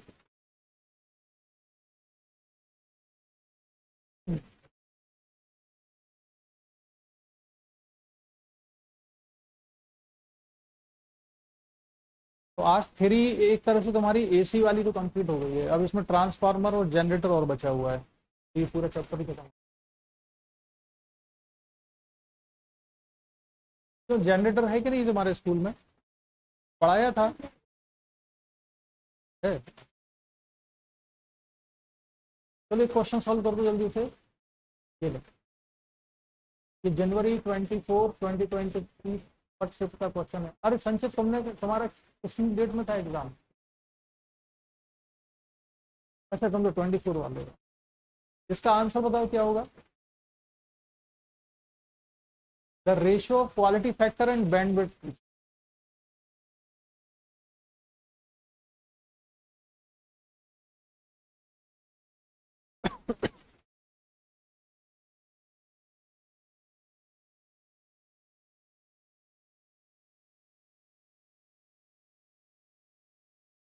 भैया मुझे जरा डेफिनेशन बताना क्या है क्वालिटी फैक्टर की। रेजोनेंस फ्रीक्वेंसी अपॉन नहीं, बैंडविड्थ डेल्टा ओमेगा, ये बैंडविड्थ है। अब इसमें पूछा गया है, बैंडविड्थ पूछा, क्वालिटी फैक्टर टू बैंडविड्थ। तो क्वालिटी फैक्टर टू बैंडविड्थ यानी क्यू अपॉन डेल्टा ओमेगा चाहिए इनको। तो डेल्टा ओमेगा से दोनों तरफ डिवाइड कर दो, तो omega R upon delta omega का स्क्वायर। अब ओमेगा आर किसके बराबर होता है? रेजोनेंस फ्रीक्वेंसी कितनी होती है?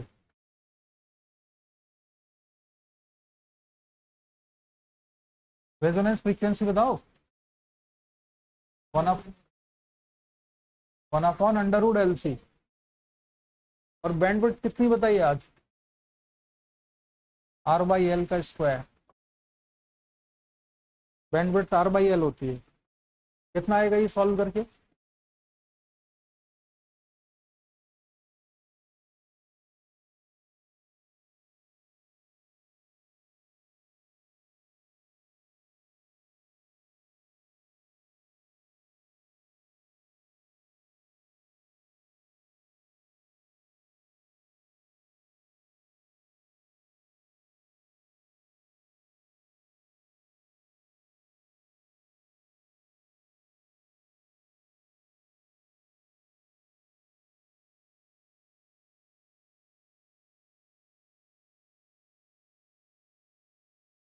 चलो इसको मैं हटा देता हूँ यहाँ से, लेट हो रहा है भाई, जल्दी करो।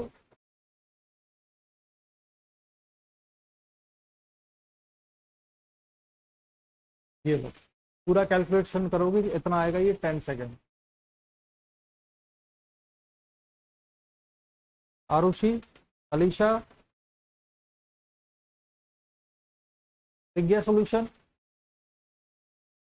अब कैलकुलेशन तो खुद करना चाहिए।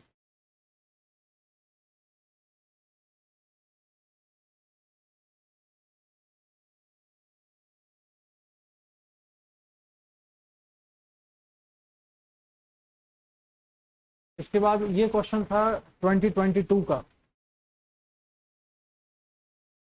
क्वेश्चन पढ़ लो।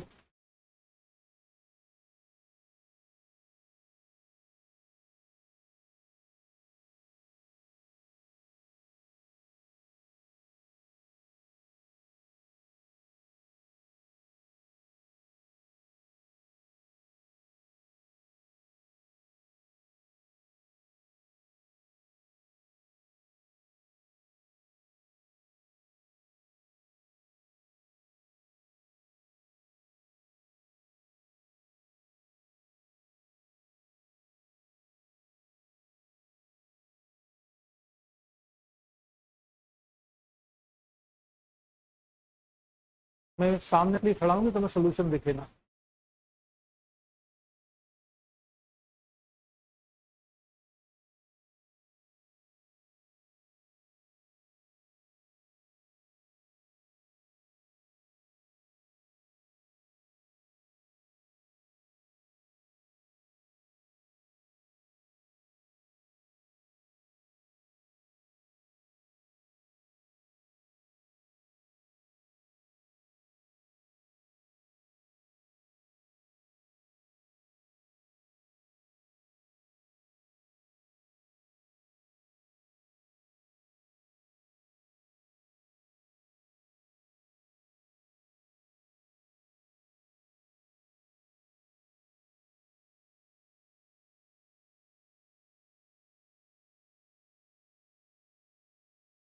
संचित,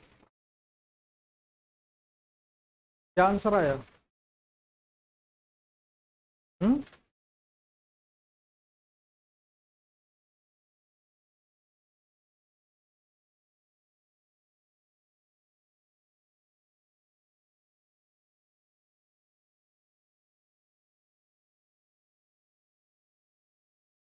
ऑप्शन कौन सा करेक्ट है? ए, आरुषि।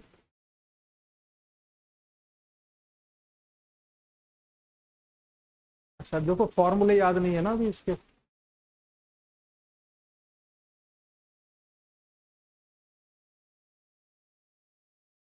चलो तो फिर इसमें से देखो, ये क्वालिटी फैक्टर का फॉर्मूला क्या है? 1/r√L/c। और रेजोनेंस फ्रीक्वेंसी का फॉर्मूला क्या है? 1/2π√L/c। ये लीनियर फ्रीक्वेंसी है। तो इसमें क्या था क्वेश्चन में? If self inductance and capacitance become double, यानी कि L को 2L कर दिया और C को 2C कर दिया। तो पूछा था क्वेश्चन में कि 4 ऑप्शन दिए थे, क्या होगा? तो बहुत ही आसान सा क्वेश्चन था, ये बोर्ड टाइप का क्वेश्चन है, स्कूल का यूज है।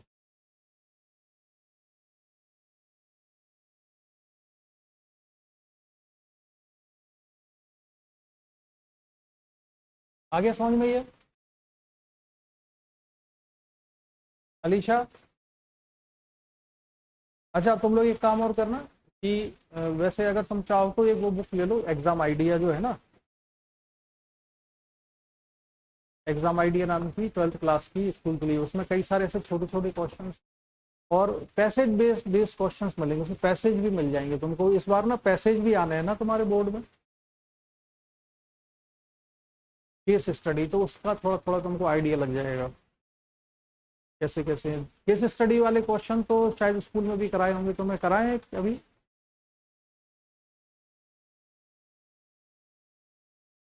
तो उसमें देख लेना, लेकिन एग्जाम में तो क्वेश्चन आएंगे पैसेज बेस्ड है ना, और छोटे छोटे क्वेश्चंस के आंसर भी होंगे। अब जैसे छोटे क्वेश्चन तो इसमें भी आते हैं, ये जो हम कर रहे हैं अभी, ये वाला जो क्वेश्चन, ये तो जो है बोर्ड टाइप का ही क्वेश्चन है, हर चीज डबल कर दी, फॉर्मूला याद है, बस आंसर आ जाएगा।